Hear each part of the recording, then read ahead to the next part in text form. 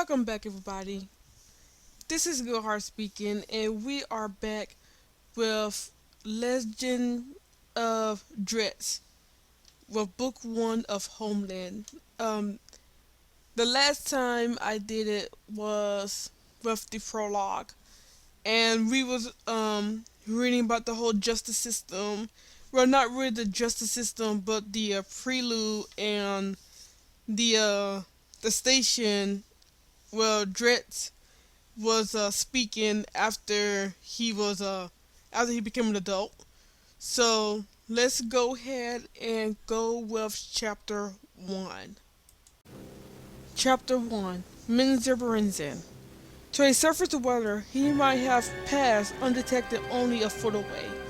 The padded footfalls of his lizard mount were too light to be heard, and the pliable and perfectly crafted mesh armor that both rider and mount were bent increased with their movements as well as if their suits have grown over their skin. Dinian's lizard trotted along in an easy but swift gait, floating over the broken floor, upon the walls, and even across the long tunnel ceiling. Subterranean lizards, with their sticky and soft three-toed feet, were preferred mounts for just this ability to scale stone as easy as a spider.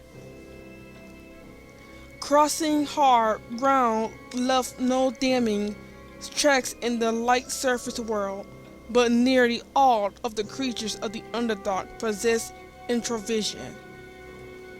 The ability to see in the inferior spectrum footfalls left heat residue that could easily be tracked if they followed a predictable course along a corridor's floor. Dinian clamped tight to his saddle as the lizard applauded along a stretch of the ceiling, then sprung out in a twisting descent to a point further along the wall. Dinian did not want to be tracked. He had no light to guide him, but he needed none. He was a dark elf, a drow, an ambient-skinned cousin of those Salvian folk who dance under the stars on the world's surface. To Dinian's superior eyes, which translated unsubtle variations of heat into vivid and colorful images, the Underdark was far from a lightless place. Colors all across the spectrum swirled before him, and the stone of the walls and the floor heated by some distant fixture or heat stream. The heat of living things was the most distinctive, letting the dark elf view his enemies in details as intricate as any surface dweller would find in brilliant daylight. Normally, Dinian would not have left the city alone.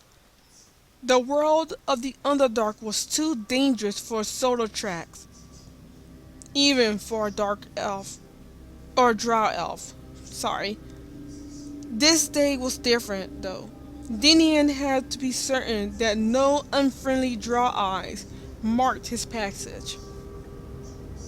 A soft, blue, magical glow beyond a sculptural archway told the drow that he neared the city's entrance, and he slowed the lizard's pace accordingly.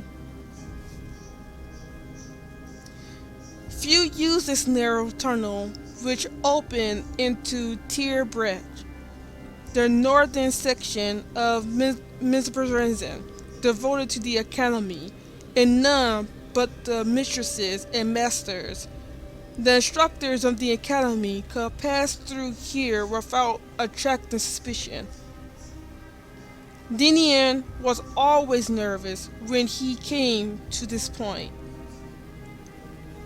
Of the 100 tunnels that opened off the main cavern of Menzoberranzan, This one was the best guarded.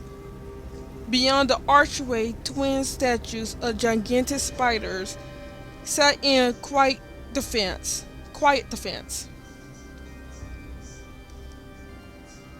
If an enemy crossed through, the spiders would animate an attack, and alarms would be sounded throughout the academy. Daniel dismounted, leaving his lizard clinging comfortably to a wall at his chest level. He reached under the collar of his waifu, sorry about that, pai wafoing, his magical shield cloak, and took out his neck purse. From this, Daniel produced the insignia of House Duranon, a spider wielding various weapons, and each of its 8 legs, and emblazoned with the letters DN for Diamond Nas Zerban, the ancient and formal name of House Duradon. You will await my return, Daniel whispered to the lizard as he waved the insignia before it. As with all the drow houses, the insignia of House Duradon held several magical dwarmers.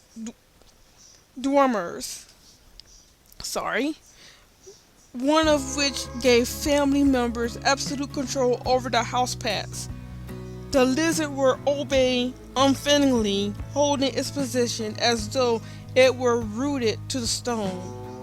Even if a scary rat, its favorite muzzle, nipped a few feet from its maw. Sorry about that. Dan then took a deep breath and gingerly stepped to the archway. He could see the spiders leering down at him from their 15-foot height. He was a drow of the city, not an enemy. It could pass through any other tunnel unconcerned. But the academy was an unpredictable place. Daniel had heard that the spiders often refused entry viciously, even to an uninvited drow. He could not be delayed by fears and possibilities. Daniel reminded himself his business was of the utmost importance to his family's battle plans. Looking straight ahead, away from the towering spiders, he strode between them and onto the floor of Tier Brichet. He moved to the side and paused, first to be certain that no one lurked nearby, and to admire the sweeping view of Menzoberranzan. No one, drow or otherwise, had ever looked out from this spot without a sense of wonder at the drow city. Tier Brichet was the highest point on the floor of the 2-mile cavern, affording a panoramic view to the rest of Menzoberranzan. The chubby of the academy was narrow, holding only the 3 structures that compressed the drow school: Arch Tenlith, the spider-shaped school of Lodov, sorcery, the graceful curving, meaning-inspired tower of wizardry, and melee Magder, the somewhat plain pyramidal structure where male fighters learned their trade.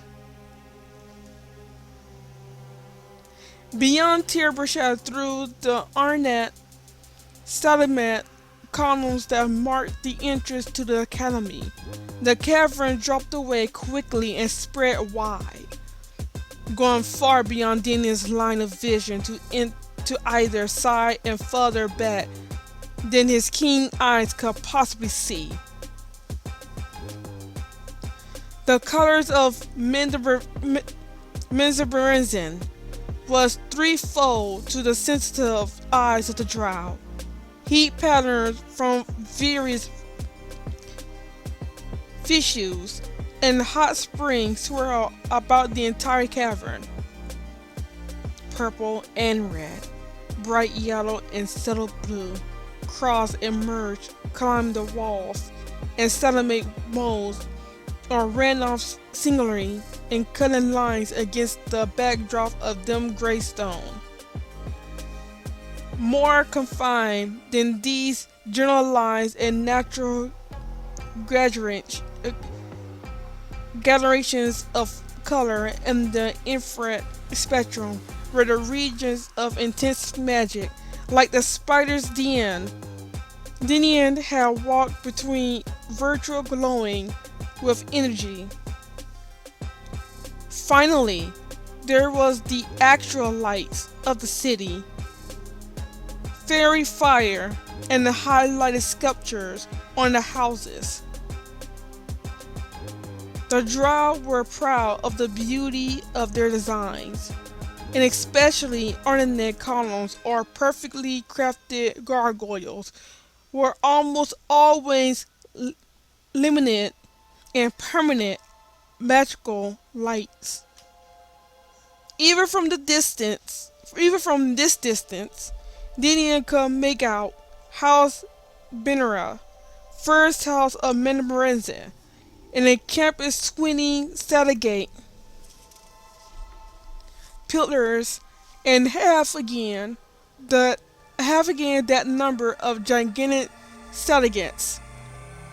House Benner had existed for 5,000 years, since the founding of Menzoberranzan, and at that time the work to perfect the house's art had never ceased.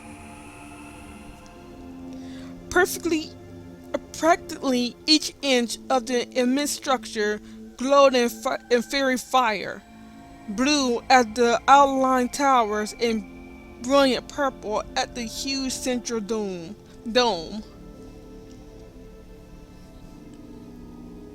The sharp light of candles, foreign to the Underdark, glared through some of the windows of the distant houses.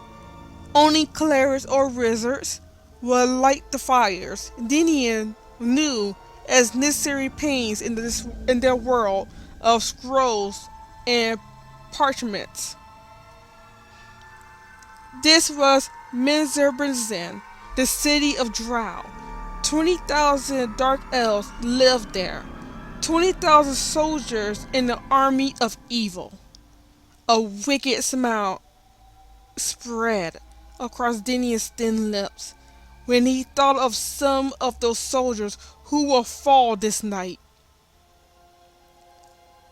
Dinian studied Narabondal, the huge central pillar that served as the time clock of Menzoberranzan. Narabondal was the only way the drow had to mark the passage of time in a world that otherwise knew no days and no seasons. At the end of each day, the city's appointed archmage cast his magical fires into the base of the stone pillar. There, the spell lingered throughout the circle, a full day on the surface, and gradually spread its warmth up the structure of Narabondal until the whole of it glowed red. Until the whole of it glowed red in the inferior spectrum. The pillar was fully dark now, cool since the Dwarner's fires had expired. The wizard was even now at the base.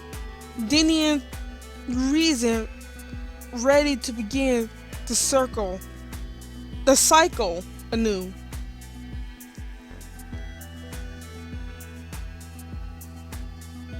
It was midnight, the appointed hour. Then move away from the spiders and the tunnel exit and crept along the side of Tierbrach, seeking the shadows of heat patterns in the wall, which would effectively hide the distant outline of his own body temperature. He came at last to sorcery, the school of wizardry, and slipped into the narrow alley between the tower's curving base and tear-brushed outer wall. "Student or master?" came the unexpected whisper. Oh, sorry about that. "Student or master?" came the unexpected whisper. "Only a master may walk out of house in tear-brushed in the black depth of Nerbondo," Dinier responded.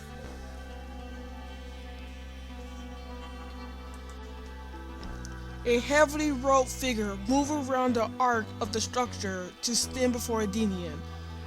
The stranger remained in the customary posture of a master of the Drow Academy, his arms out before him and bent at the elbows, his hands tight together one on top of the other in front of his chest.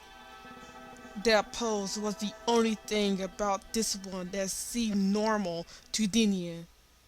"Greetings, faceless one," he signaled in the silent hand code of the Drow, a language as detailed as the spoken word.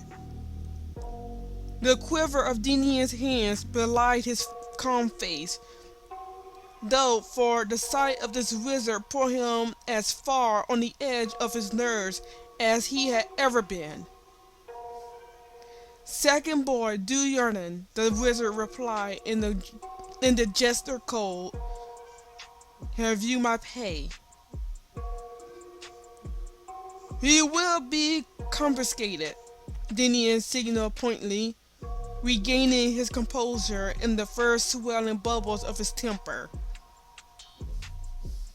"Do you dare to doubt the promise of malice Durandon, matron mother of Diamnon Nashibezarin, 10th house of Menzoberranzan?" The faceless one slumped back, knowing he had erred. "My apologies, second boy of House Duran," he answered, dropping to one knee in a gesture of surrender. Since he had entered this conspiracy, the wizard had feared that his importance might cost him his life. He had been caught in the violent throes of one of his own magical experiments. The tragedy melting away of his facial features and leaving behind a blank hot spot of white and green goo. Matron Malice Durandon, reputedly as skilled as anyone in all the vast city in mixing potions and salves, had offered him a silver of hope that he could not pass by. No pity found its way into Dinian's cloud's heart, but House Durandon needed the wizard. "You will get your slave," Dinian promised calmly, "when Alton Devar is dead." "Of course," the wizard agreed. "This night?" Dinian crossed his arms and considered the question. Matron Malice had instructed him that Alton Devar should die even as their family's battle commenced. The scenario now seemed too clean, too easy to Dinian. The faceless one did not miss the sparkle that suddenly brightened the scarlet glow in the young Durandon heat-sensing eyes.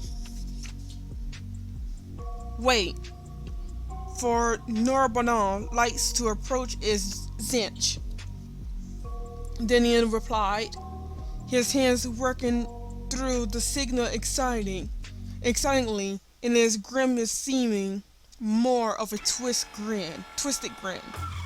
"Should the doomed boy know of his house fate before he dies?" the wizard asked, guessing the wicked intentions behind Dinia's instructions. As the killing blow falls, answered Dinia, let Alton Devar die without hope. Okay, everybody, that was part one of chapter one. There will be more in the near future. I really do appreciate you guys listening to the audiobook. I'm starting to enjoy it just by the first chapter of it. Wow, the Drow society is quite ruthless. But yes, wow, I don't know what other words to say about this. Oh boy. Look like this, the Drows are always in a constant battle amongst themselves. I guess is not only a part of their nature, but it seems to be a part of the society chain as well. But yeah, I hope you guys enjoy it. Please be sure to leave a like, comment down below, subscribe to the channel, and always, always, always, I love you all, and stay golden.